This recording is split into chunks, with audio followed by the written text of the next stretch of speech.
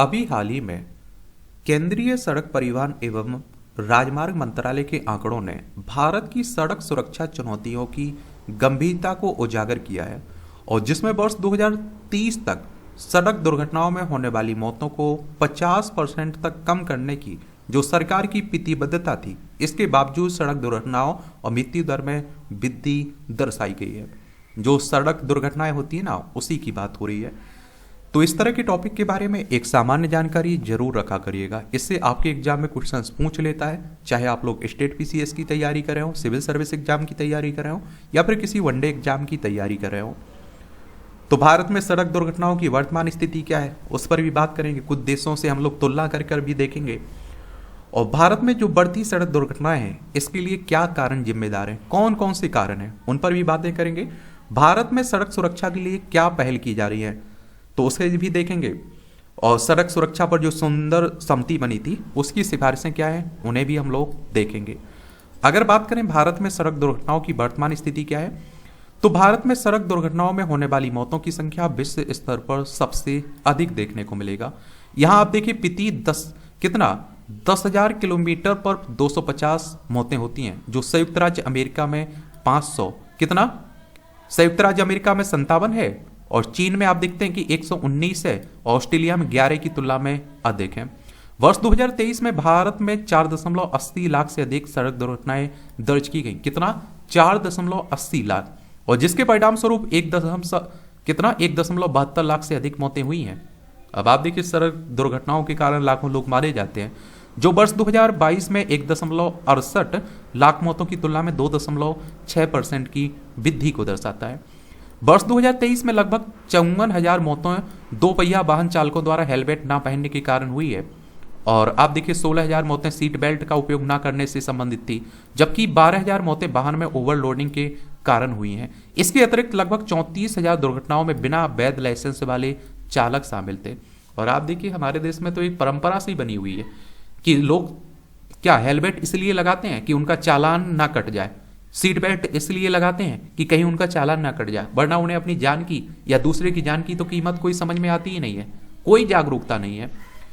दुर्घटना दर क्या है, तो वर्ष 2020 की तुलना में 2023 में दुर्घटनाओं की संख्या में 4.2% की वृद्धि होगी, और औसतन भारत में प्रतिदिन 1317 सड़क दुर्घटनाएं होती हैं और 474 मौतें होती हैं, अर्थात हर घंटे 55 दुर्घटनाएं होती हैं और 20 लोगों की मौत होती है। सड़क दुर्घटना की गंभीरता जिससे प्रति 100 दुर्घटनाओं में मृत्यु दर के रूप में मापा जाता है। 2022 में 36.5 से मामूली रूप से घटकर 2023 में 36 हो गई है। जनसांख्यिकी अंतर्दृष्टि, तो 2023 में भारत में सड़क दुर्घटनाओं में 10,000 नाबालिग और 35,000 पैदल यात्रियों की मृत्यु हुई है। पैदल यात्रियों और दोपहिया वाहन चालकों की मृत्यु दर क्रमशः 44.8% और 20% है। क्षेत्रीय असमानताएं, तो भारत में सड़क दुर्घटनाओं में होने वाली मौतों की संख्या सबसे अधिक उत्तर प्रदेश में देखने को मिलेगी, और उत्तर प्रदेश आप देखिए बड़ा राज्य है, जनसंख्या भी सबसे ज्यादा देखने को मिलती है। यहाँ देखिए, लखनऊ इसकी राजधानी, अंतर्राष्ट्रीय सीमा नेपाल से लगती राज्यों में बिहार, झारखंड, छत्तीसगढ़, मध्य प्रदेश, राजस्थान, हरियाणा, हिमाचल प्रदेश, उत्तराखंड और दिल्ली से लगती है। 8 राज्यों से लगती है और एक केंद्र शासित प्रदेश से लगती है। विधानसभा में 403 सीटें हैं, विधान परिषद है जिसमें 100 सीटें हैं, राज्यसभा में 31 सीटें हैं, लोकसभा में 80 सीटें आपको देखने को मिल जाएंगी। वर्ष 2023 में यूपी में 44,000 दुर्घटनाएं हुई हैं, जिनमें 23,650 मौतें हुई और जिनमें 1,800 नाबालिग और 10,000 पैदल यात्री और दोपहिया वाहन उपयोगकर्ता शामिल थे। तेज गति से वाहन चलाने के कारण 8,726 लोगों की मृत्यु हुई है। अब आप देखते हैं कि अच्छे से गाड़ी चलाएं, देखभाल करके, और मतलब आप सोचिए धीमी चलाएं, सावधानी पूर्वक चलाएं, तो ये लोग बच सकते थे। समझ रहे हैं आप लोग कि नहीं समझ रहे? बिल्कुल समझोगे। भारत में आप देखते हैं कि ये आप देखिए किस किस कारण से कितनी मौतें हुई हैं, ये आप लोग देख सकते हैं। भारत में बढ़ती सड़क दुर्घटनाओं के क्या कारण है, ये जान लीजिए। एक तो मानव व्यवहार।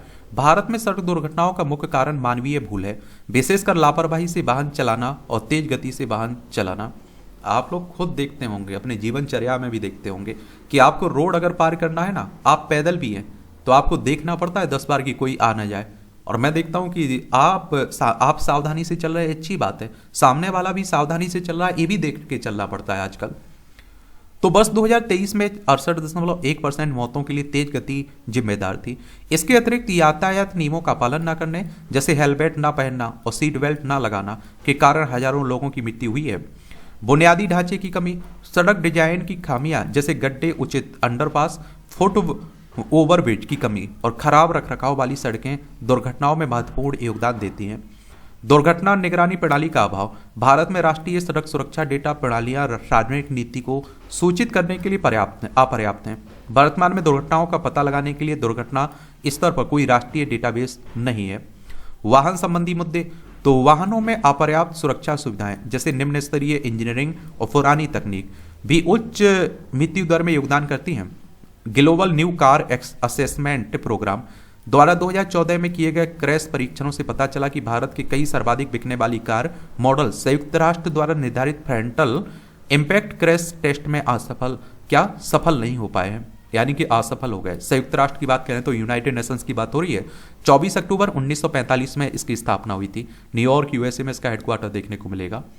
जागरूकता और प्रवर्तन का अभाव, हस्तक्षेप के बावजूद भारत में सड़क सुरक्षा नियमों के प्रवर्तन में अभी भी महत्वपूर्ण अंतराल है। कई भारतीयों को airbag, anti lock braking system और सीट बेल्ट के उचित उपयोग जैसी सुरक्षा सुविधाओं के महत्व के बारे में सीमित जानकारी है। यह भी जन जागरूकता अभियान जारी है, लेकिन वे सड़क सुरक्षा की सुसंगत संस्कृति विकसित करने में सक्षम नहीं है। अब भारत में सड़क सुरक्षा के लिए क्या पहले की गई हैं? तो सरकारी पहल, एस सुंदर समिति के अनुसार राष्ट्रीय सड़क सुरक्षा नीति 2010, सड़क सुरक्षा सूचना डेटाबेस और राष्ट्रीय सड़क सुरक्षा परिषद का विकास, मोटर वाहन संशोधन अधिनियम 2019, सड़क परिवहन अधिनियम 2007, राष्ट्रीय राजमार्ग नियंत्रण भूमि यातायात अधिनियम 2000, भारतीय राष्ट्रीय राजमार्ग प्राधिकरण अधिनियम 1998, वैश्विक लक्ष्य 2030 को प्राप्त करने के लिए सड़क सुरक्षा पर तीसरा उच्च स्तरीय वैश्विक सम्मेलन। अब सर्वोच्च न्यायालय का भी हस्तक्षेप रहा है। सर्वोच्च न्यायालय यानी कि सुप्रीम कोर्ट की बात हो रही है। संविधान के अनुच्छेद 124 के तहत सुप्रीम कोर्ट की स्थापना की बात की गई है। 28 जनवरी 1950 में स्थापना हुई थी।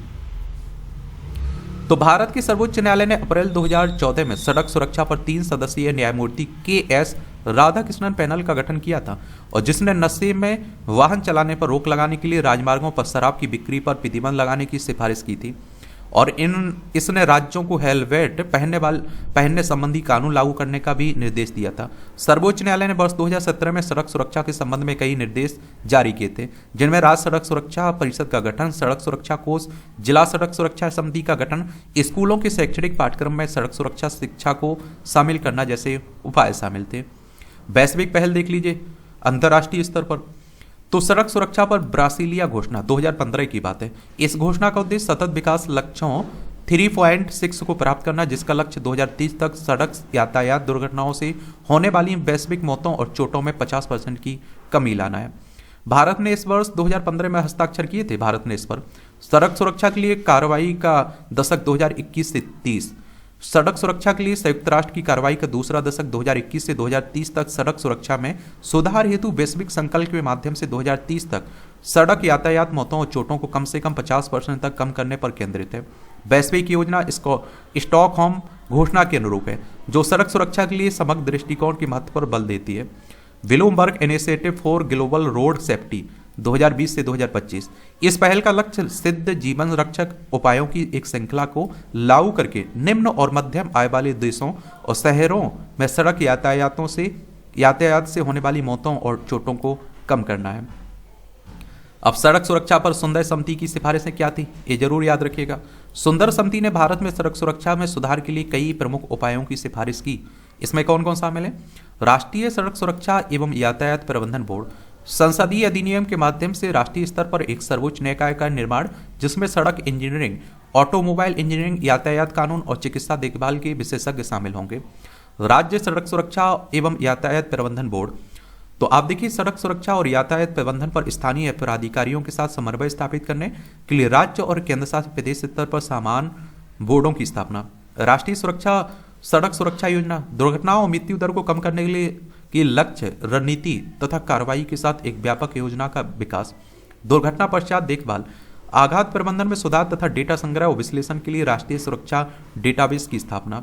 वित्त पोषण, डीजल और पेट्रोल से प्राप्त कुल उपकर में 1% को सड़क सुरक्षा कोष हेतु निर्धारित किया जाए। यही बातें हो रही हैं। बाकी आप लोग बताइए क्या हो सकता है। सुरक्षित ड्राइविंग तकनीक की बात होती रहती है, जागरूकता बढ़ाना, नियमों का परिवर्तन करवाने की बात होती है, बुनियादी ढांचे में सुधार की बातें भी होती रहती हैं, राष्ट्रीय डाटाबेस और प्रौद्योगिकी की एकीकरण की बातें होती है, सड़क सुरक्षा हस्तक्षेपों को प्राथमिकता देने की बात होती है, राष्ट्रीय सरकार राज्य सरकार की सक्रिय भूमिका की भी बातें होती रहती हैं। तो इस तरह से इतनी जानकारी जरूर रखिएगा। अगर लिखने के लिए भी आएगा तो आप लोग बेहतर लिख भी पाएंगे, इस पर आंसर राइटिंग कर पाएंगे। और जागरूक बने रहिए भाई, अपनी सुरक्षा, अपने परिवार की सुरक्षा और दूसरों की सुरक्षा। मैं कहता हूँ इतना तो ध्यान रखना चाहिए, इतना तो निभाइए अपने कर्तव्य, जागरूक रहिए। धन्यवाद।